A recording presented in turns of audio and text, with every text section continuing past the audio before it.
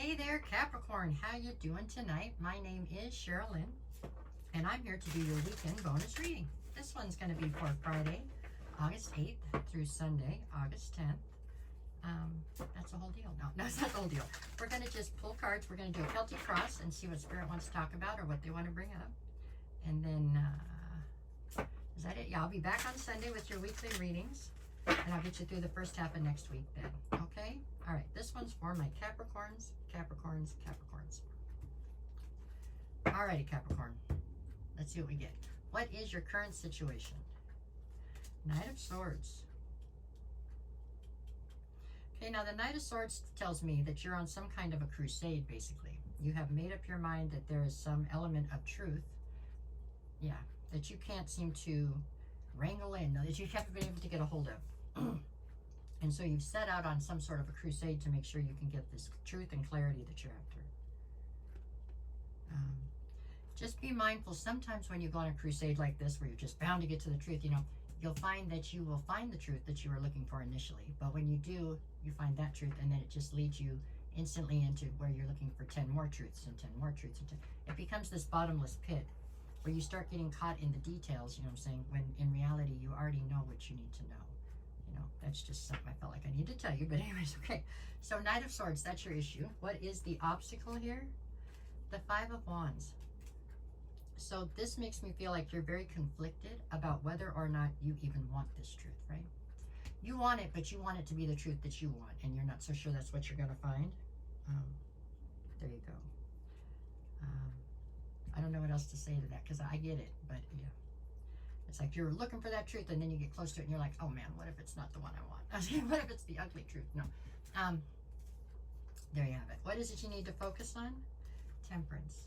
So you need to focus on a sense of balance, yeah, and patience.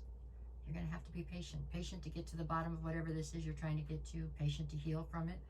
Patient for whatever. It's just going to take a lot of patience. There will surely come a sense of healing and balance that's going to come out of this eventually, but probably not today, okay? All right, what is it that you need to leave behind? The Fool. Because the Fool's in this position, it makes me wonder if you're not really supposed to walk away from whatever this situation is. The situation you're looking for clarity on and all that, maybe you're not intended to walk away from that. Because the Fool would be you taking a leap of faith in a new direction, right? But that's in the what you need to leave behind. So maybe what you're supposed to do is stay and work this out. Maybe.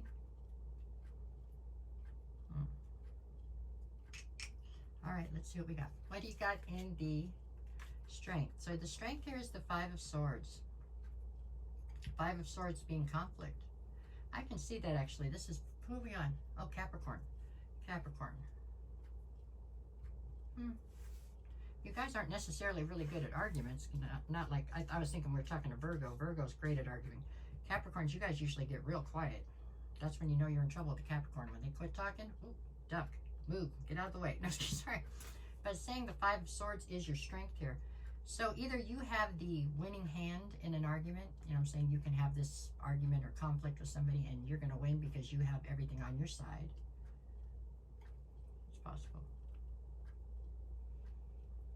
There's something about, are you able to you're able to alchemize this conflict into something that's beneficial to you, one of the two. Okay, let's see what else we got. What do I have for the near future? 10 of Pentacles. Wow. That's a good card. It's a really good card for you, Capricorn, because you all like pentacles more than the average bear. I'm saying more than the average sometimes. Well, you're heading in the right direction then, if that's what's here, right? What's the advice? The Moon. There's something in this situation you're still not seeing clearly.